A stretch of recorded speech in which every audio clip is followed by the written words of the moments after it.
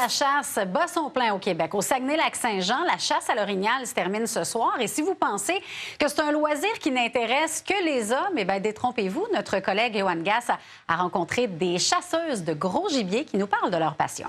Campagne électorale municipale qui est en cours en ce moment. On va s'intéresser à ce qui s'est passé à Québec cette semaine. Maxime qui est avec moi en studio. Allô, Maxime? Salut.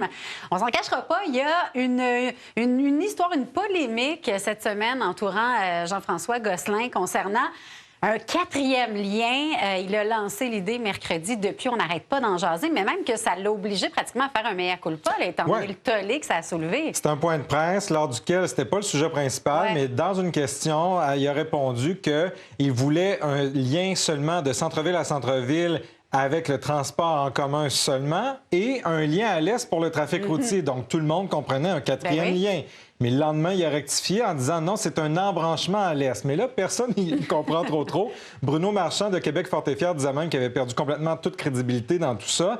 Bref, on a voulu savoir si cette bourde-là marque le reste de la campagne ou s'il va pouvoir s'en détacher, si les citoyens vont l'excuser. Voici ce qu'en pense le chroniqueur du Soleil, François Bourque.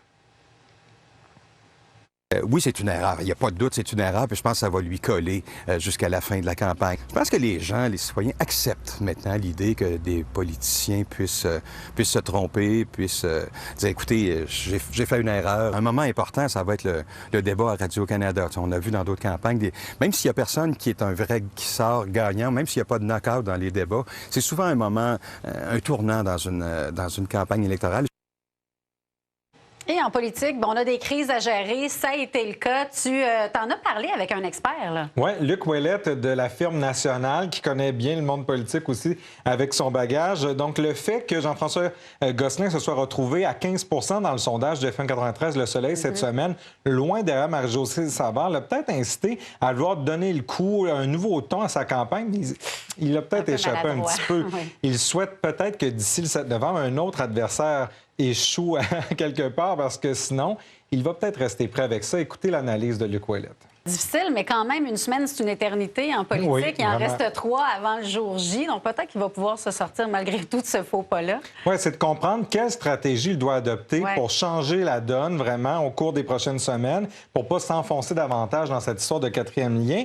Mais c'est aussi, je voulais voir avec Luc Ouellette, qui a conseillé Jean Charest, qui a rencontré plein de politiciens dans sa carrière, quelle est la véritable question de lui? Tirer l'attention, la fameuse ballot question en anglais, c'est est-ce qu'on veut continuer dans le même sens ou on veut du changement?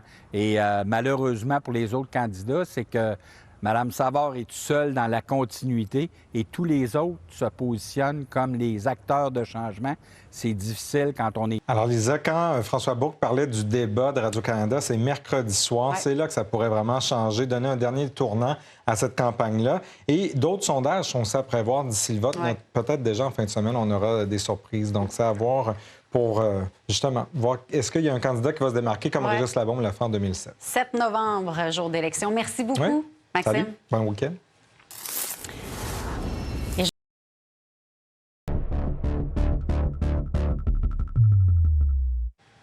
Bonsoir tout le monde, bon vendredi.